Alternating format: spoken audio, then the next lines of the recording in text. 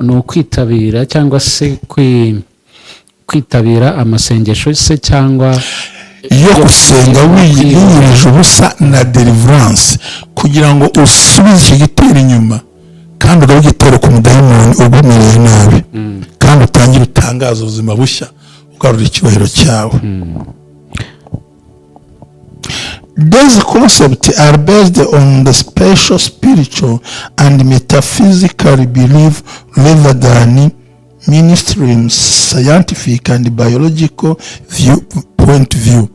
Nuvuga ngo ibi niyo nzira yonyine ushobora kugaruramo inyenyeri yawe, ariko it's a main, hari ibindi ndibuze kukubwira. Yego. Nkuko aba metaphysics babivuga, nkuko science bivuga, ariko twe tubishakira mu bintu bitatu: spiritual warfare and prayer, repentance and recommitment, fasting and deliverance. That three kinds, or three ways, give us how to break through. Izo nzira eshatu nizo zishobora gutuma ugarura inyenyeri yawe, ubwo no gusenga no kwiriza n'amasengesho yo kubohoka. Icyambere mu masengesho ukora icyo twita intense prayer and declamation. Ubwo ni amasengesho ahoraho yo kwatura. Yes. Ukatura kandi warangiza ukanasaba Imana imbabazi. Repentance and cleanness, kwango kuba wihana ariko unejejwe. Don't kusenga mambarira ubusambanyi cyangwa ikintu kino, ahubwo hitamo no kwera, gusenga kwejejwe. Ubwo no gusenga kwejejwe witandukanya n'icyaku. Erega ngo witandukanya n'ikibi Imana izamugirira neza. Iyo udakoze ibyo gusenga biranga. Ikindi the power of the God's in spirit, gukorera mu mbaraga z'umwuka wera w'Imana. Not your body, not your no, just we stand up and pray with the fire of the Holy Ghost. Don't pray like a beggar. No kuvuga ngo ni imbaraga mu masengesho ukajya mu birero by'umwuka. Don't pray like a beggar. Ntugasenga nyine umeze nk'usabiriza. Wisabiriza mu isengesho. Use the power of the Holy Ghost. Koresha imbaraga za mwuka wera. Sengera mu mbaraga z'umwuka. Ubumwe bw'abera ministries, aho amavuta kandi agira amateka ubuzima bugahinduka. Nagira umenyesha ubumwe bw'abera si idini, si itorero, ntabwo rigenda no kuba ryo, ahubwo naho wiga ibintu byose ukabohoka, ugasenya ibicaniro bishya, ugasenya byose. Ariyo mpamvu twabategura ikiganiro gitambuka buri mugoroba kivuga ngo mwanira bawe, mwanira busize, siga umurage muzima, siga umurage ukwiriye imbere y'abantu, imbere y'Imana n'imbere y'igihugu. Oh, hallelujah, hallelujah. Building an everlasting legacy. Sigira bawe umuco muzima bakorere, baraga ibyiza bazakira, kuko niyo mahitamo meza. Senya ibicaniro bya karande, senya ibicaniro by'uburyo bwose, maze wubaka ubuzima bw'ahazaza h'abana bawe. Banira n'abawe, amenye kubana n'abandi, kubana mu gihugu neza, kubana n'itorero neza, no guhindura imyumvire. Siga umurage ukwiye, nibwo butwari. Amina. Ku bufatanye n'inzego zifite mu nshingano, ubumwe bw'abera ministries bwiyemeje kurandura burundu igwingira ry'abana bafite imyaka 5 kugera ku myaka 12, tubondora, tubagaburira, tubashyitsa ku kigero cyiza. Kwita ku mwana no kwita ku Rwanda rw'ahazaza. Kwita ku mwana no kwita ku maboko azagusimbura. Nawe niba mu kigo kigushishikaje ukumva ukinezerewe, fatanya n'umwe bw'abera ministries kubaka u Rwanda rw'ahazaza, turandura burundu igwingira ry'abana mu kagari umwe bw'abera bukoreramo. Umwe bw'abera ministries si idini, si itorero, nubwo genda no kuba ryo, ahubwo no muragira kisanzura agakora igikorwa cy'umugisha, agikorera abera bose. Buri muntu wese mu itorero rye abo wejejwe, ariko twita ku bana. Imana ibaha umugisha. Amen. Ngiye kugusubiza kuri kimwe bw'abera ministries, amavuta kandi agira amateka ubuzima bugahinduka. Aho dukurikiye uherereye hose, abantu bari mu Rwanda, abantu bari hanze y'u Rwanda, reka tubabwire ngo Imana ibaha umugisha cyane cyane. Seeds of Joy barahari cyane, ndetse tunabibutsa ko turi kugenda twegera mu gihe cyo kuba watanga cyo gutanga mituweli. Ubwo ni abantu bari mu Rwanda, nibwo mu bwisungane mu kwivuza. Yego, mituweli harimo abantu batazi ngo ni ibiki, ariko mu bwisungane mu kwivuza mu Rwanda. Yego, harimo ababa badafite ubushobozi bwo kuba bakwishyura. Hari mu gihugu mituweli yari y'abakozi ba leta ahubwo i Burundi.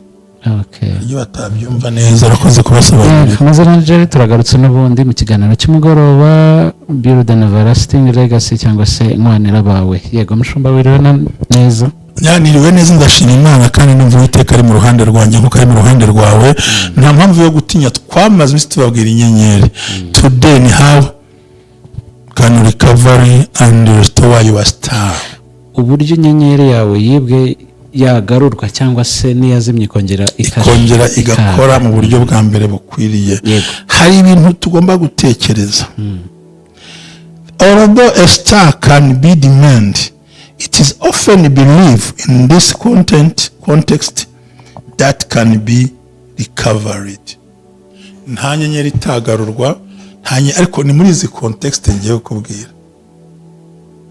Ni muri buno buryo. Ubwo buryo. Uburyo bwa mbere ni spiritual warfare and prayer. Ubwo ni amasengesho yo mu buryo bw'umwuka n'intambara yo mu buryo bw'umwuka. Muri make, actively praying to recover your stolen destiny. Example, returning to send prayers. No kuvuga ngo icyo twita spiritual warfare ni intambara yo mu mwuka, ariko ikaba ari intambara ishingiye ku masengesho.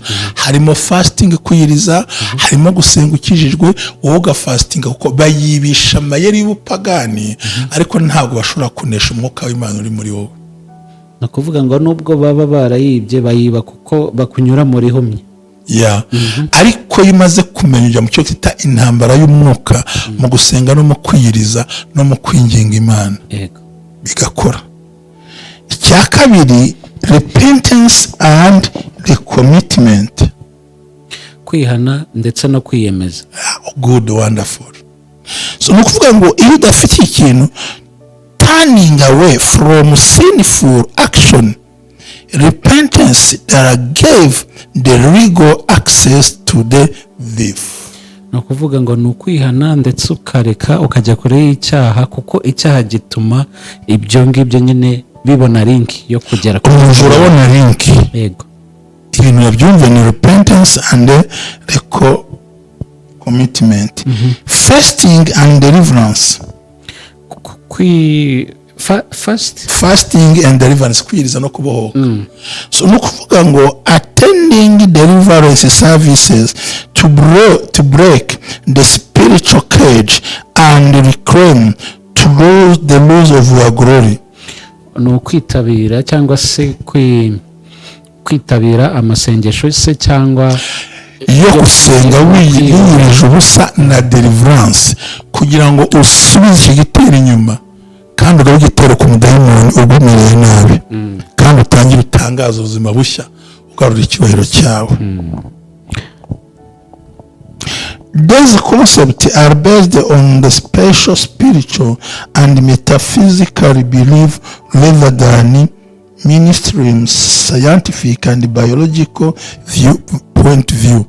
Nuvuga ngo ibi niyo nzira yonyine ushobora kugaruramo inyenyeri yawe, ariko it's a main, hari ibindi ndibuze kukubwira. Yego, nkuko aba metaphysics babivuga, nkuko science bivuga, ariko twe tubishakira mu bintu bitatu: spiritual warfare and prayer, repentance and recommitment, fasting and deliverance. That three kinds or three ways give us how to break through.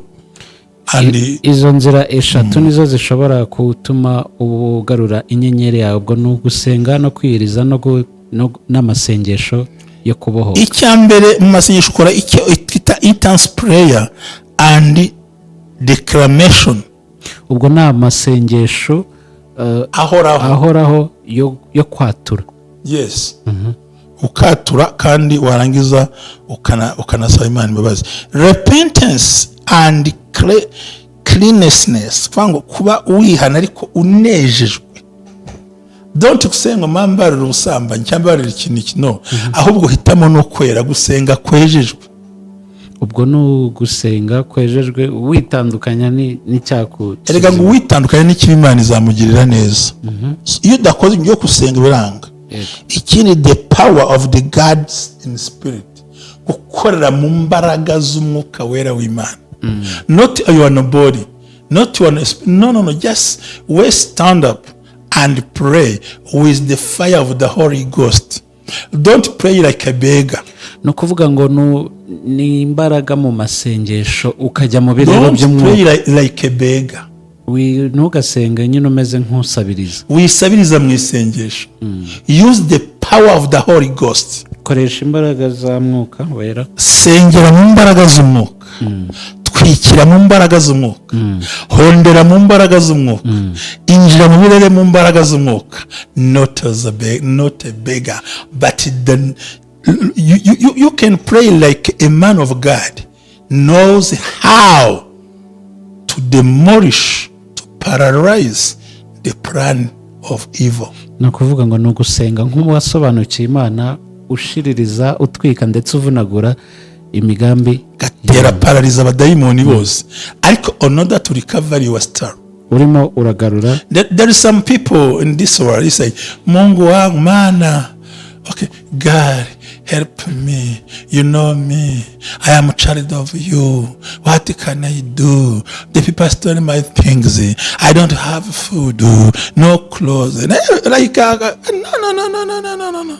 Ako kenshi bitereza abantu imisozi n'ibyo ngibyo. Oh yeah, no, stand up and pray with the Holy Ghost, the power of the Holy Ghost, the power of the fire of the Holy Ghost to oh my God, ibi ni ibirere byo gusenya. Ibi birere umuntu utabizi ntabwo abimenya. Ibi hari abantu babigira, akusengera akabomora ikirere ukumva ko yakibomoye, kuko wese bega ntabwo ari gusabiriza, ntabwo ari kubwira Imana nk'aho bataziranye. Ahubwo haleluya, Imana ishimwe, we yinjiye mu biro bya Kristo, aho Pawulo yavuze ngo twe dukorana nayo ngo turabinginga ngo mutange ibiri bitambo bizima bishimwe ko bikora kwanyu kwiza. Bango twe dufite gutekereza ko ari mu Kristo Yesu. We have the mind of Jesus Christ. And you can you are not alone. Ntabwo turi twenyine. Yarabwiye ngo please don't worry, you are not alone. Ntimugire ikibazo, ntabwo muri mwenyine, turi kumwe n'Imana irusha amaboko bari abantu. So aya masengesho ugomba kuyasenga wambaye imbaraga, kubita umurozi, kuko twavuze ngo the power of the God spirit, imbaraga. Niko yabwiye mu Baroma ngo twe dufite imbaraga zo gufata mpiri ibitekerezwa n'ibyibwirwa mu mutima, ngo dukubita hasi impaka ikintu cyose kishyiriye hejuru kurwanya kumenya Imana, ngo kandi twiteguye guhora. Arabasado feri amor. Nge ntabwo nsenga ngo Yohana umuhe umugisha kandi amiga. Umva, ndavuga ngo mu izina rya Yesu, niba ko kumuha agakiza kamuhe, niba utakamuha mukura imbere, aho mujyana simpazi, nuko atoka mbere yangu nta kindi. Ntamva imbere ndashiririza nkakubita ngasetereza nkamanura nkavuga mu ndimi, dufite ubutware n'ubushobozi. Hari ijambo rigaragara muri mu Byashoboye bavuga ngo bafite ububasha bwo guhindura amazi amaraso. Erega buriya abarokore benshi bameze nka yambeba. Iyihe noneho ndayita ngo kiko nigenje kambishakire mu bwenge hejuru. Imbeba y'ingabo yaciye ku rubariro. Noneho umwana we ati papa, ati ibyo bintu binagana ni ibiki ndebaho? Ati ndeka mwana wanjye ibi boroshe injangwe ijya binigana rwose kabone no nanza kubivuga. Yego birumvikana nyine yarabonye gahunda za se. Ati ibyo bintu atereka ibise icyakwereka injangwe iri nk'ibinigana. Ibaze ko umuntu afite Bibiliya, afite indirimbo, yarabatijwe, azi ibitangaza, azimana, ariko shitana mujwigirizanya ibyo bintu. No kuvuga ngo mu magambo make, nubwo hari intwaro dufite zigaragara nkaho ari nini zakaturenge, ariko ntituzi how to use it. Shitana arazibanigana, abanigana ibyanditswe byera kandi bazi kubivuga. we pray in the Holy Ghost. akabanigana ibihimbano by'umwuka bari akabanigana imirongo yo muri Bibiliya, akabanigana indimi zo mu ijuru bazi kuvuga, akabanigana amasezerano n'ibihamya, ndetse akabanigana n'iby'Imana yabakoreye.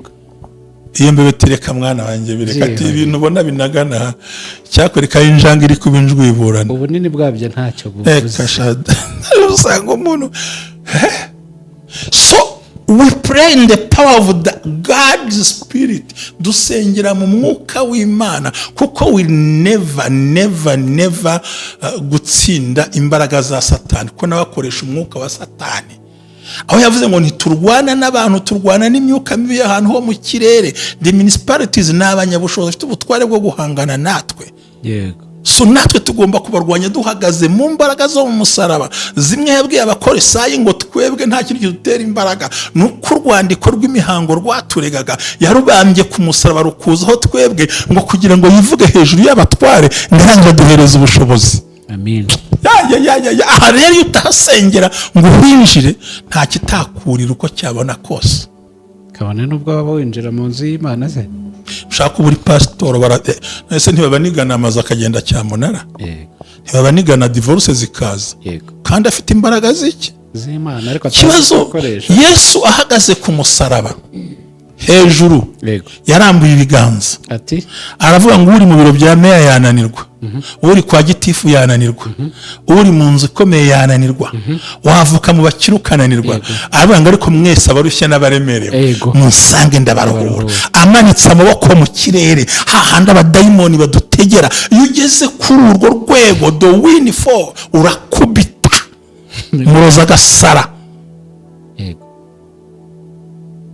yibarujeho abantu barushye bose. Yaravuze ati mwebwe si ikibazo kwa meya waruwa, diplome waruwa, ariko abarushye mwese n'abareme mugire gute musa. Amanika amaboko mu kirere atayamanitse mu butaka hahandi abadayimoni bagiye kwitereka. Nawe nudahaguruka ngo uhagararaho Kristo tuzigera wica igini nyenyeri zaho rigenda. Niyo mpamvu mushaka kwicira izina wese ugomba naye gushaka ukuntu wicirye, kandi rye ntuzaryice nkawe, ahubwo uzahagararaho Kristo yahagaze. Ndafashijwe mu mwana w'Imana ngo amaze kwivuga hejuru y'abakomeye. Fata urwandiko rw'inyenyeri batwibye karubamba ku musaraba. Ndibuka azutse aravuga ati dore nahawe ubutware mu ijoro no mu isi, noneho si mu kirere gusa no mu butaka musange demoni mu mudihi, kandi ndi kumwe namwe. Kuva kera ntacyo nababwiye ndakibabwiye, naho mwanywa ikica ntaho kizabatwara. Inzoka muzayikandagira, scorpion mu nzira, incakuri ndyarye, nsese zingegera, amafuti mbwa zose zikwirukaho. Ugomba kuziribatisha imbaraga n'ubutware n'ijambo riva ku musaraba. Twe ntabwo turwanisha kamere, turwanisha ijambo rya Kristo. Amen. Niyo mpamvu mu ruzu twisukaho tuzamutwika. Bari kwisuka ku muriro. Ngiye nkubwiza ukuri, bajye bakina n'igituza cya ba nyina, ariko ntibagakina n'ipantaro ya basi.